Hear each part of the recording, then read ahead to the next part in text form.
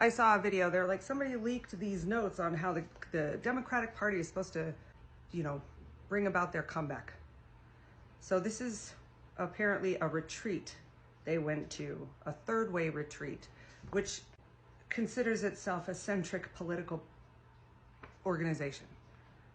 Center left, they want to bring together center left and center right.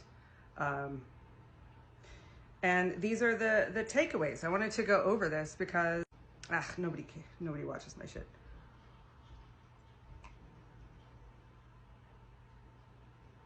In early February 2025, Third Way gathered a group of highly experienced and passionate political professionals over a day and a half to begin to chart the Democratic comeback. Blah, blah, blah. Takeaways on why Democrats have a cultural disconnect with the working class. Number 1, overemphasis on identity politics. 2, the faculty lounge problem. I don't feel like I need to go over the identity politics. We're saturated enough with that. But the faculty lounge problem is that Democrats are often viewed as judgmental, out of touch, and dismissive of those without elite education or progressive views. This makes the party seem disconnected from everyday people. And I keep hearing people say that only 20% of the country is in favor of what's happening in the country. And that's because they're being fed that information from somewhere. I can't find it though. I keep seeing different polling. 3, failure to polarize economic concerns. Prioritize. Failure to prioritize economic concerns. While voters struggle with jobs, wages, and inflation, Democrats are seen more focused on cultural and social issues than in economic progress and opportunity. That is what lost Kamala. I think we've moved forward from that. Weak messaging and communication. The party's language is often vague, politically correct, or overly intellectualized, making it hard for working class voters to connect with Democratic policies.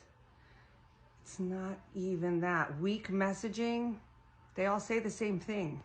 We just saw 21 senators make the same video, sitting and standing at the same times, like they were cued swearing in their messaging, like that's going to make it more impactful. Fear of dissent within the party. Democrats are perceived as intolerant of internal debate, where questioning progressive orthodoxy results in backlash rather than open discussion. That's what finally drove me out. And there's #walkaway, where you could hear everybody's experience with that hashtag on what drove them out finally. And it is that you are ostracized, demonized, called a racist, a bigot, a fascist, a Nazi, for questioning that weak messaging. Attachment to unpopular institutions. Democrats are seen as defending elite institutions, academia, media, government bureaucracy. Allowing the far left to define the party, activist groups and progressive staffers push unpopular cultural positions, making it seem like Democrats are more extreme than they actually are. Reactionary rather than proactive. Democrats often let Republicans set the terms of cultural debates, crime and immigration, instead of clearly defining their own positions in a way that resonates with voters. They have zero plan moving forward, but they're going to tell you that everything Trump does is wrong and bad and fascistic and stupid over and over again. A lack of positive national identity message. Democrats focus too much on America's flaws, racism, sexism, and inequality.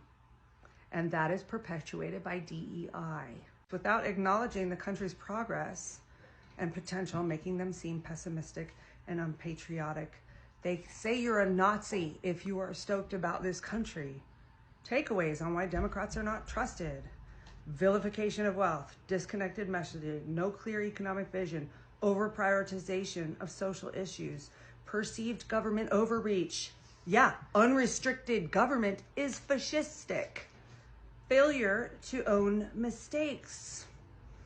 And Republicans as the aspirational party. GOP messaging suggests they want voters to be rich, while Democrats are seen focusing on redistribution rather than wealth creation. Unless we're talking about Doge payouts. You know, Crockett from Texas, gross. is talking about we're not in the business of giving out money, but she was like, they should be grateful for the $750 after a hurricane in the mountains of North Carolina. And is she talking about reparations?